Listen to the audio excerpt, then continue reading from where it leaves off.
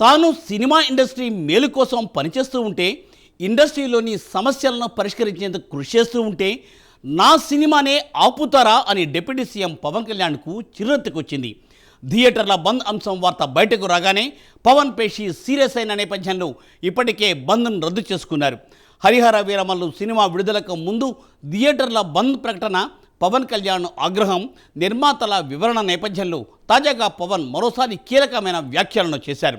ఈ పరిస్థితికి కారణమైన వారిలో జనసేన వాళ్ళున్న చర్యలకు వెనుకాడవద్దని ఆయన సూచించారు. అంటే వైసీపీలో ఉండి తన సినిమాపై కుట్ర చేసిన వాళ్ళను వదిలిపెట్టననే సంకేతాలను ఇచ్చారు పవన్. అసలు ఈ వివాదం ఎక్కడ స్టార్ట్ అయింది? ఎగ్జిబిటర్ల ప్రకటన వెనుక వైసీపీ హస్తం ఉందా? వైసీపీ నేత ద్వారంపూడి ఆడిన ఆటలో ఆ నలుగురు పావులుగా మారారా?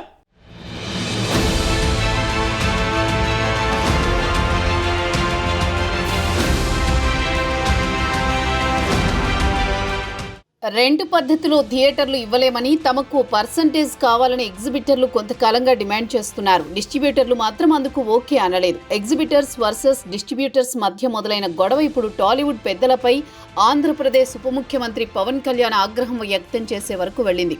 దీని వెనుక వైసీపీ నేత, కాకినాడ మాజీ ఎమ్మెల్యే ద్వారంపూడి చంద్రశేఖర్ రెడ్డి ఉన్నాడనేది ఆఫ్ ది రికార్డ్గా టాలీవుడ్ ఇండస్ట్రీలో వినబడుతోంది. వైసీపీ మొదలుపెట్టిన ఈ ఆటలో ఆ నలుగురు పెద్ద తలకాయలు పావులుగా మారారని, కలిసి కూర్చుని డిస్కస్ చేస్తే తీరిపోయే సమస్యను ఇప్పుడు పీకల మీదకు తెచ్చుకున్నారంటూ ఇండస్ట్రీలో పెద్దలుగా చెప్పుకునే కొందరు చేతులు కాలేక సన్నాయి నొక్కులు నొక్కుతున్నారు.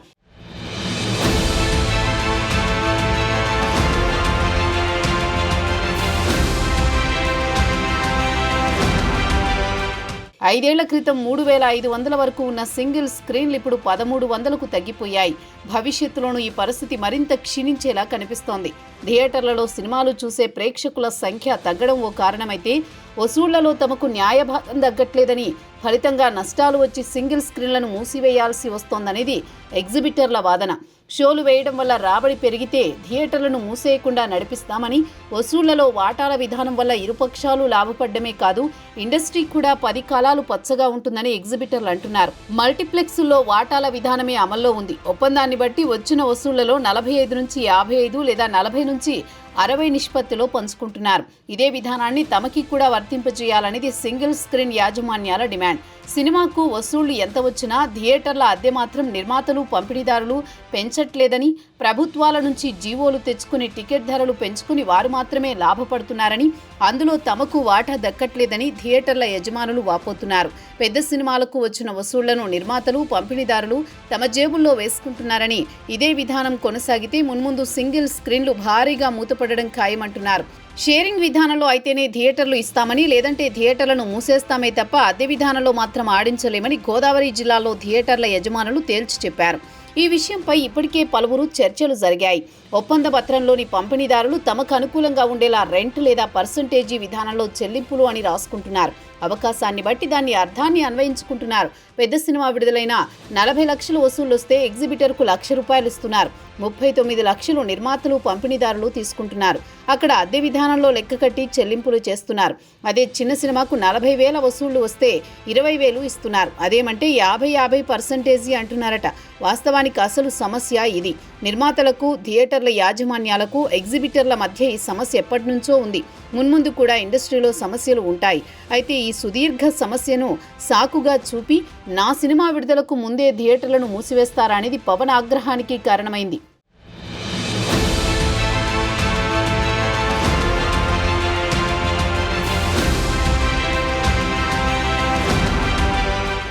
వాస్తవానికి ఎగ్జిబిటర్స్ వర్సెస్ డిస్ట్రిబ్యూటర్స్ సమస్య ఉమ్మడి తూర్పుగోదావరి జిల్లాలోనే మొదలైంది. ఏప్రిల్ 3వ వారంలో అక్కడ ఎగ్జిబిటర్స్, డిస్ట్రిబ్యూటర్స్ మధ్య సమావేశం జరిగింది. అందులో సయోధ్య కుదరలేదు. దాంతో జూన్ 1 నుంచి థియేటర్స్ బంద్ చేస్తామని ఎగ్జిబిటర్స్ హెచ్చరికలు జారీ చేశారు. అక్కడి నుంచి నైజాం ఎగ్జిబిటర్స్ వరకు ఆ ఫైర్ వచ్చింది. ఉమ్మడి తూర్పుగోదావరి జిల్లాలోని థియేటర్లలో మెజారిటీ థియేటర్లు ద్వారంపూడి చంద్రశేఖర్ రెడ్డి ఆధీనంలో ఉన్నాయి. సినిమా ఇండస్ట్రీలోని ప్రముఖ నిర్మాతలలో ఒకరు, స్టూడియోలతో పాటు డిస్ట్రిబ్యూషన్ సెక్టార్లోనూ కీలకంగా ఉన్న ఒక వ్యక్తితో ద్వారంపూడికి వ్యాపార సంబంధాలున్నాయని ఫిలిం నగర్ వర్గాలు చెబుతున్నాయి. డిస్ట్రిబ్యూషన్ పరంగా ద్వారంపూడి ఆయనకు పార్ట్నర్ అని టాక్. కూటమి ప్రభుత్వం వచ్చాక తీసుకున్న ఓ నిర్ణయంతో ద్వారంపూడి పార్ట్నర్కు చెందిన కోట్ల రూపాయల ప్రభుత్వ భూమిని తమ ఆధీనంలో కోల్పోవలసి వచ్చిందట. దాంతో ఆయనకు కూడా కూటమి సర్కార్పై కోపం ఉందట. అందుకే ద్వారంపూడితో చేయి కలిపి ముందు తూర్పుగోదావరి జిల్లాలో సమావేశం నిర్వహించి ఎగ్జిబిటర్స్ వర్సెస్ డిస్ట్రిబ్యూటర్స్ గొడవ క్రియేట్ చేసి ఆ తర్వాత టాలీవుడ్ ఇండస్ట్రీ అంతటికీ దాన్ని అప్లై చేసేలా కుట్ర పన్నారనే అనుమానాలు వ్యక్తమవుతున్నాయి. సరిగ్గా ఈ అనుమానాలనే నివృత్తి చేయాలని డిప్యూటీ సీఎం పట్టుబడుతున్నారిప్పుడు. నా దగ్గర ఒక్క థియేటర్ కూడా లీజులో లేదు. ఆంధ్రాలో కూడా అన్నీ వదిలేసుకుంటా వచ్చేసి నా దగ్గర మొత్తం 1500 థియేటర్లు ఆంధ్రాలో ఉంటే, అదే మొత్తం తెలుగు రాష్ట్రాల్లో ఉంటే నా దగ్గర 15 లోపు ఉన్నాయి. అన్నీ వదిలేసుకుంటారాగా అవి కూడా మా స్టాఫ్ తోటి లీజులు అయిపోయిన తర్వాత ఎప్పుడు లీజులు రెన్యూ చేయకండి వీటిని అని చెప్పాను. కనుక నా దగ్గర ఆ థియేటర్లు లేవు.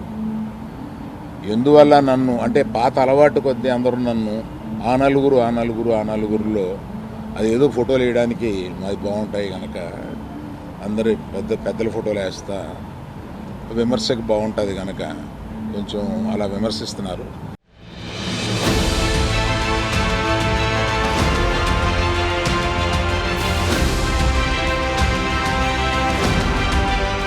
కూటమి ప్రభుత్వం ఏర్పడిన తర్వాత చిత్రసీమకు అనుకూలంగా ప్రభుత్వ పెద్దలు వ్యవహరించారు. మాజీ సీఎం జగన్ కు సన్నిహితుడైన అక్కినేని నాగార్జున కుటుంబం పైన కూటమి వివక్ష చూపలేదు. నాగ చైతన్య తండేల్ విడుదల సమయంలో టికెట్ రేట్స్ పెంచడానికి అనుమతిస్తూ జీవో జారీ చేసింది. ప్రభాస్, కల్కి, అల్లు అర్జున్, పుష్పకు కూడా అలాగే అనుమతులిచ్చారు. తమకు మద్దతు ఇవ్వని వారికి సైతం కూటమి కోఆపరేట్ చేసింది. అలాగే కూటమి ప్రభుత్వం ఏర్పడిన తర్వాత తెలుగు పరిశ్రమకు ఎలాంటి ఇబ్బందులు ఎదురు కాలేదు. గతంలో సినిమా ప్రముఖులను జగన్మోహన్ రెడ్డి కక్ష సాధింపునకు పాల్పడ్డారని, వారిని జగన్ అవమానించారనేది ప్రజల్లోకి బలంగా వెళ్ళింది. కానీ కూటమొచ్చాక అలాంటి పరిస్థితి లేదు. ఉప ముఖ్యమంత్రి పదవిలో ఉన్న పవన్ కళ్యాణ్ పై ప్రజల్లో వ్యతిరేకత వ్యక్తం కావాలంటే పరిశ్రమలో గొడవలు చేయాలనేది వైసీపీ వ్యూహంగా తెలుస్తోంది. అందుకే కావాలని పవన్ కళ్యాణ్ సినిమా విడుదలకు ముందు వివాదాన్ని పెంచిందని టాక్. బియ్యం స్మగ్లింగ్ కేసుతో పాటు రౌడీయిజం పైన ద్వారంపూడి చంద్రశేఖర్ రెడ్డిపై పవన్ కళ్యాణ్ పలుమార్లు ఆగ్రహం వ్యక్తం చేశారు. ఇప్పుడు ఈ థియేటర్స్ బంద్ గొడవలో ఆయన మీద కొందరు అనుమానాలు వ్యక్తం చేస్తున్నారు.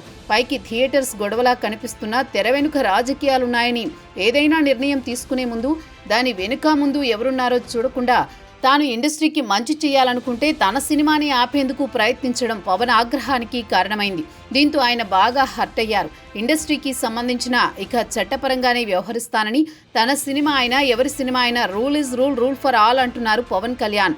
సినీ పరిశ్రమలో ఎవరూ వ్యక్తిగతంగా కలిసే ప్రయత్నం చేయవద్దని, ఏదైనా ఛాంబర్ ద్వారానే జరగాలని తేల్చి చెప్పేశారు.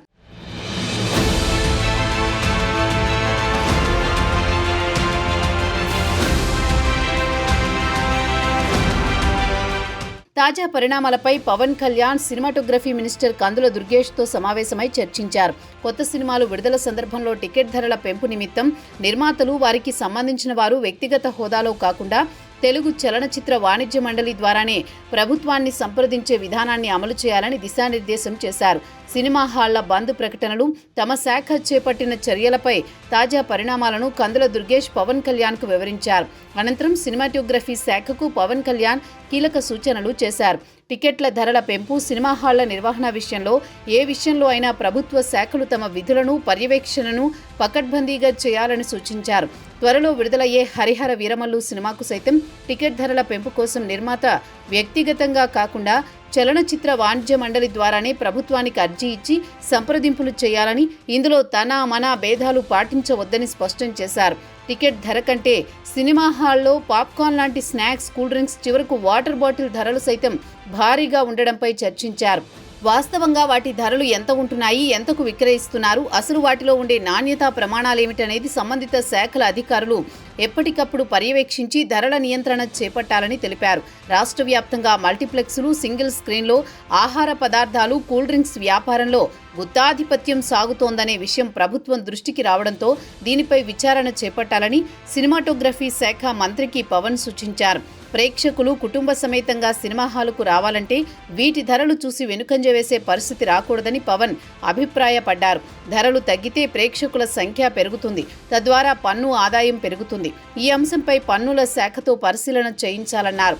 థియేటర్లో తాగునీటి ఏర్పాటు, పారిశుద్ధ్య నిర్వహణ యజమానుల కనీస బాధ్యతలని వాటిని పాటించేలా స్థానిక సంస్థలు చూసుకుంటాయన్నారు. నిజమే, ఎగ్జిబిటర్స్కి వాళ్ళ ఇబ్బంది ఉంది, వాళ్ళకి సింగిల్ థియేటర్స్ ఉన్నటువంటి వాళ్ళందరికీ కూడా ఇబ్బంది ఉంది, నో డౌట్. అందులో మల్టీప్లెక్స్ వాళ్ళకి ఏమైనా ఉపయోగం ఉందేమో, కానీ సింగిల్ థియేటర్స్ ఉన్న వాళ్ళకి కష్టం ఉంది. ఇలాంటివన్నీ మనం పరిష్కరించుకోవడానికి ఒక పాలసీ తీసుకురావడానికి మేము సిద్ధంగా ఉన్నాం అనేటువంటి మాట చెప్తూ ఉన్నాం.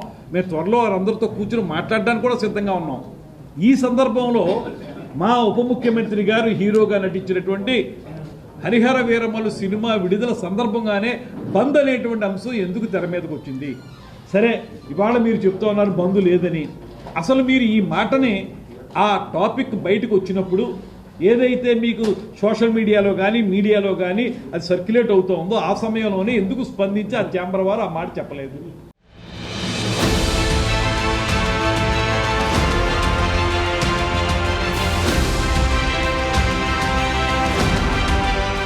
తెలుగు చిత్రరంగంలో సినిమా హాళ్ల బంద్ ప్రకటన వెలువడ్డానికి గల నేపథ్యం, ఆ నలుగురు ప్రమేయం, తమకు సంబంధం లేదని ఇద్దరు నిర్మాతలు ప్రకటించడం, తూర్పు గోదావరి జిల్లాలోని తొలుత బంద్ ప్రకటన వెలువడడం తదితర అంశాలు చర్చకు వచ్చాయి. బంద్ అంశంపై చేపట్టిన విచారణ పురోగతిని సినిమాటోగ్రఫీ శాఖ మంత్రి వివరించారు. బంద్ ప్రకటన వెనుక జనసేన నాయకుడు ఉన్నారని ఒక నిర్మాత మీడియా ముందు ప్రకటించిన విషయంపైన చర్చించారు. ఈ ప్రకటన వెనుక ద్వారంపూడి ప్రమేయం ఉందని సినిమా వర్గాలు చెబుతున్న క్రమంలో ఆ కోణంలో విచారణ చేయించాలని పవన్ కళ్యాణ్ సినిమాటోగ్రఫీ శాఖ మంత్రికి సూచించారు. సినిమా రంగంలో అవాంఛనీయమైన పరిస్థితులకు కారణమైన బంద్ ప్రకటన వెనుక గల కారణాలు తెలుసుకోవాలన్నారు. ఇందుకు కారకుల్లో జనసేన తరపు వాళ్లు ఉన్న చర్యలకు వెనుకాడవద్దన్నారు. నిర్మాతలను, నటులను, దర్శకులను బెదిరింపు ధోరణిలో దారికి తెచ్చుకుని వ్యాపారాలు సాగించాలనుకునే అనారోగ్యకర వాతావరణానికి తావు ఇవ్వకుండా సినిమా వ్యాపారం సాగించే ప్రోత్సాహకర పరిస్థితులను ప్రభుత్వం తీసుకువస్తుందని పవన్ స్పష్టం చేశారు. ఈ విషయాన్ని తెలుగు చలనచిత్ర వాణిజ్య మండలికి, నిర్మాతల మండలికి, మూవీ ఆర్టిస్ట్స్ అసోసియేషన్, దర్శకుల సంఘాలకు తెలియజేయాలన్నారు. అలాగే ఏపీ ప్రభుత్వం తీసుకురాదలిచిన సమగ్ర ఫిలిం డెవలప్మెంట్ పాలసీలో సినిమా రంగం అభివృద్ధికి సూచనలను తెలుగు సినిమా రంగంలోని సంఘాలు, మండళ్ల నుంచి స్వీకరించాలని పవన్ కళ్యాణ్ స్పష్టం చేశారు.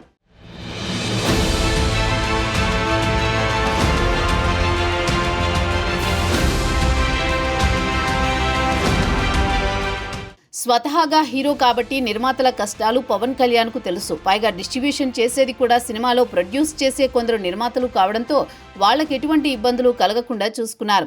ఎక్కువ షోలు చేసుకోవడానికి అనుమతులు, టికెట్ రేట్లు పెంచుతూ జీవో జారీ చేశారు. ఇప్పుడు పవన్ సినిమా వచ్చేసరికి వివాదాలు రేపడంతో ఆయన హర్ట్ అయ్యారు. దాంతో చిన్న గొడవ కాస్త చిలికి గాలి తుఫానుగా మారింది. థియేటర్స్ నిర్వహణపై తనిఖీలు చేయాలని పవన్ ఆదేశించే వరకు వెళ్ళింది. సింగిల్ స్క్రీన్ థియేటర్ల నిర్వహణ ఎలా ఉంటుందో అందరికీ తెలిసిందే. అధికారులు గనక తనిఖీలు చేస్తే చాలా థియేటర్లు సమస్యలు బయటపడతాయి. కూటమి ప్రభుత్వాన్ని ఇరుకున పెట్టాలని చేసిన ప్రయత్నం తిరిగి సూత్రధారుల మెడకు చుట్టుకుంది. పవన్ కూడా తన జోలికి వచ్చిన వారిని అంత ఆషామాషీగా వదిలిపెట్టరని తెలుసుగా.